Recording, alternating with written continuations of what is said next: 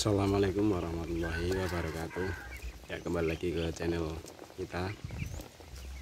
Kali ini saya akan membagikan pengalaman tentang pemberian pakan pembesaran endok untuk dijadikan sebagai bibitan ya.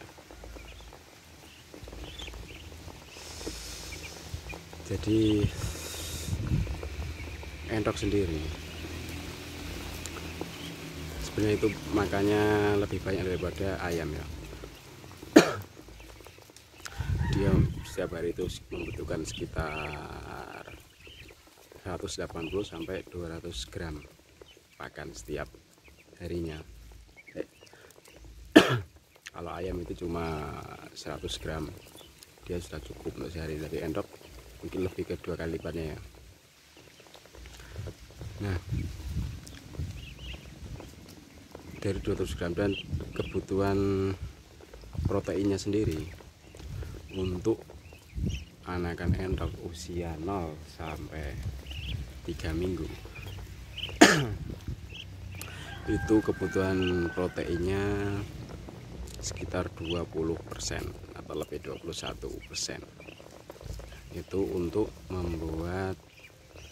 membantu anak-anak endok ini dalam membesarkan sel-sel dalam tubuhnya, baik tulang, daging maupun pertumbuhan bulunya. Itu sangat diperlukan banyak protein, yaitu membutuhkan sekitar 20%. Selain itu juga membutuhkan karbohidrat dan serat kasar.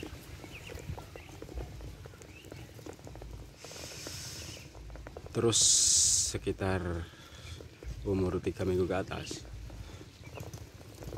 3 minggu sampai 24 minggu, itu kebutuhan proteinnya mulai berkurang, yaitu sekitar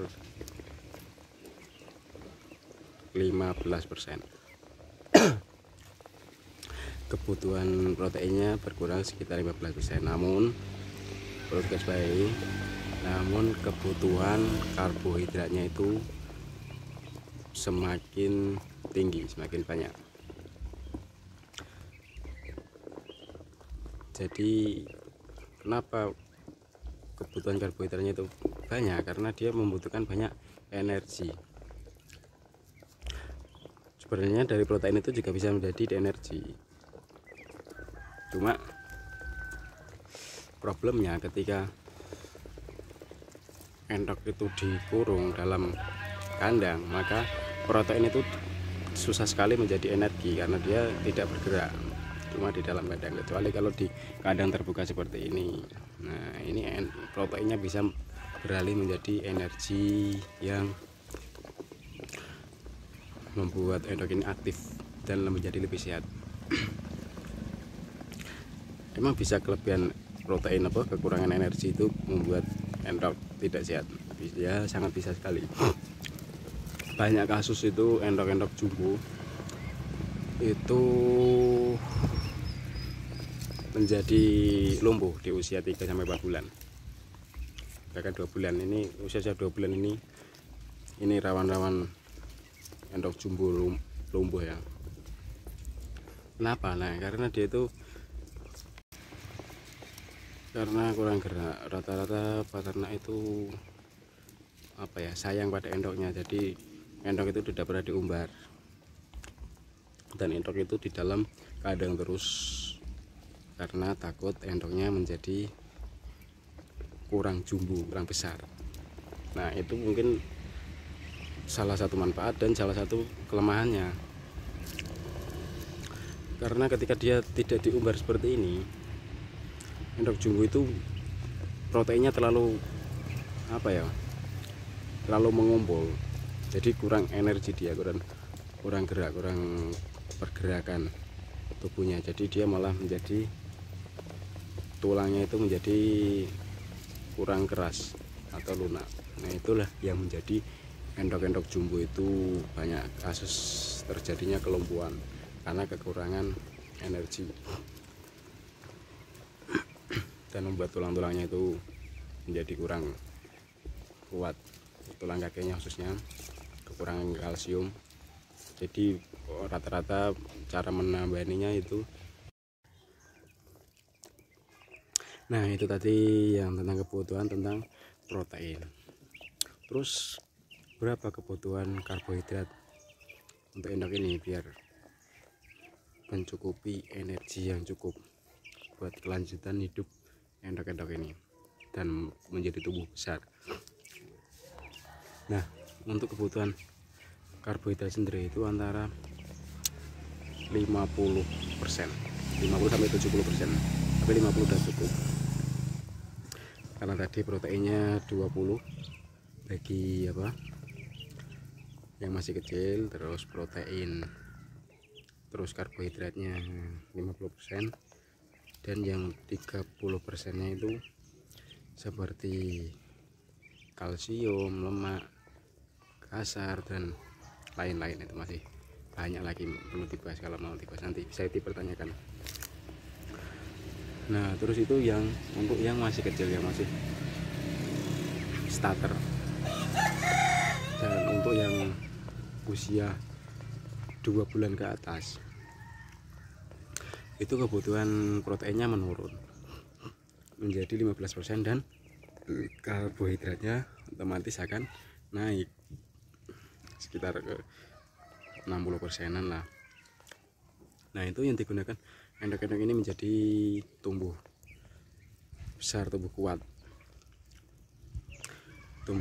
dan besar, agar endok-endok ini tidak mengalami kelumpuhan karena kebanyakan protein.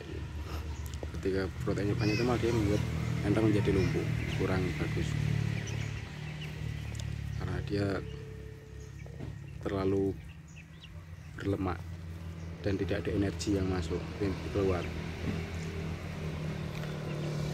Terus ketika menginjak masa layar atau masa produksi, nah endok ini membutuhkan protein tinggi kembali seperti masa-masa DOE, yaitu sekitar 20%, protein untuk meningkatkan produktivitas telur-telurnya.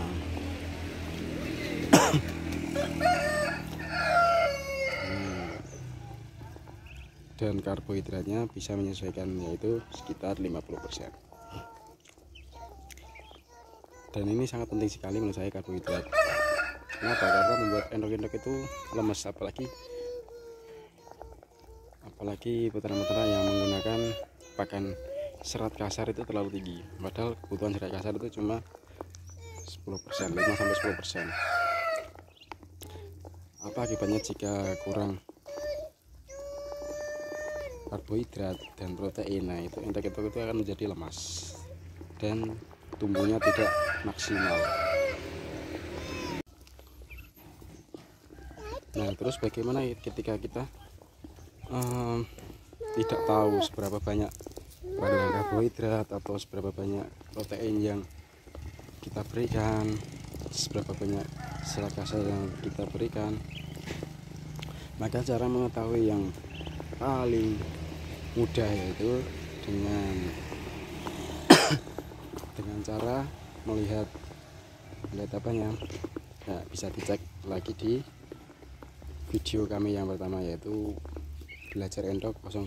Nah, bisa dicek lagi di situ, nanti mengetahui gimana pakan kita itu sudah bagus apa belum yang kita berikan secara asal-asalan itu. Karena kita melihat protein dan karbohidrat dari pabrikan itu menurut saya sangat mahal ya kalau di pure pakai pakan pabrikan. Makanya kita racikan pakan sendiri seperti ampas tahu, nasi aking, umbi-umbian, dan lain-lain sumber-sumber protein dan karbohidrat yang kita berikan. Apa itu sudah cukup atau belum? Ini itu pakan-pakan alternatif. Saya sendiri juga pakai pakan alternatif karena menurut saya pakan-pakan pabrikan itu terlalu mahal, costnya itu terlalu mahal bagi endok-endok yang kebutuhan pakannya itu sangat banyak daripada ayam. Itu 2 kali lipatnya ayam. Ketika ayam itu 100 gram, maka endok itu 200 gram, sekitar segitu. Itu yang maksimal.